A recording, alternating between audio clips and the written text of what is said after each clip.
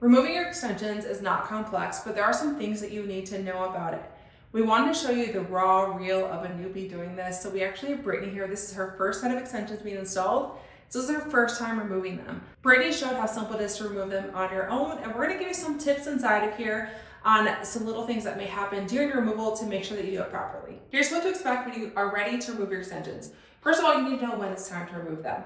If you can go ahead and slide your pointer finger up under your extension, that's when you know it's time to go ahead and remove them. Now this could be for a refresh or completely remove them altogether. Either one is up to you, but it is time that you do something with them. As you're removing, something that's important to make sure is that before you install, you actually want to make sure you have a trim of your natural hair. If you don't do that, that can have those split ends that actually grab onto the extension more, and it will take a lot more patience. The average woman takes about an hour and a half to remove their extensions, but it can take longer if you don't have your hair trimmed.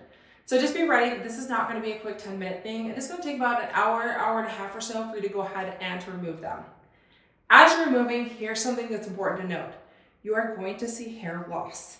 Now don't get scared. I know this is what we get scared of, first of all, is because you went from a ton of hair down to your natural hair and then you're seeing hair loss, you're like, what's happening? Your hair naturally loses about 60 to 100 hairs a day.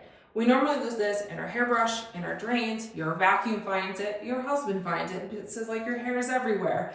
But when it's braided in, it can release from your head, but it can't actually fall away. So you're getting that all at once. So if you take 60 to 100 hairs a day, multiply that by 30 days, that is a lot of hair that's happening. So you're gonna have a hairball afterwards. Over time, you're gonna lose less and less. I now lose only a tiny amount because my follicles have gotten stronger. In the same way that someone who grows out their hair really long, their follicles get stronger to hold that weight, same thing is gonna happen with your hair. So know that and expect it. Your hair may feel way thinner after you take out your extensions, but that's because you also went from this much hair down to your natural hair, and then you just let yourself get a little bit scared by the hair loss that's happening there. So don't be afraid of that. Something else you may notice when you're removing them is some fuzz happening inside of the parts that you're combing out. I personally will have, like, especially if I wear sweaters and stuff, underneath the bottom of my hair, I'll be combing out and there will be fuzz that will happen because it's rubbing on my sweater, it's moving around, you put a sweatshirt in, it gets stuck in your hair. So just be ready for that too. You're gonna have hair loss coming out. That's just your normal hair loss. You also may have some fuzz happening in there as you're combing it out with the crown nectar. Tools that you need for removal, let's start off. Crown nectar. This is great to have on hand if you have a tangle that happens in your hair or in a part of your own hair that starts to dread up. It's pretty common that places like the nape of your neck, you'll have your own hair that releases naturally from your scalp that just kind of hangs out there because it's braided in. Sometimes those can interweave and kind of cause its own little dread. Using crown nectar will break that down so you can comb it out pretty easily.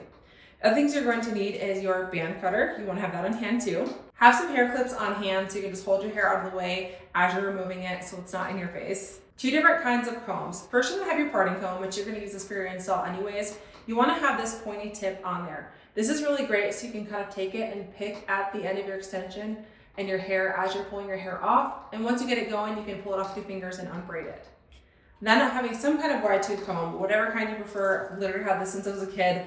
Some may just comb out those pieces of hair, this fall away that you've had. I like this one because I have a wide tooth and some a little bit more fine, so I can get all that fall away out of my hair. Let's watch Brittany do her first removal of her shorty extensions.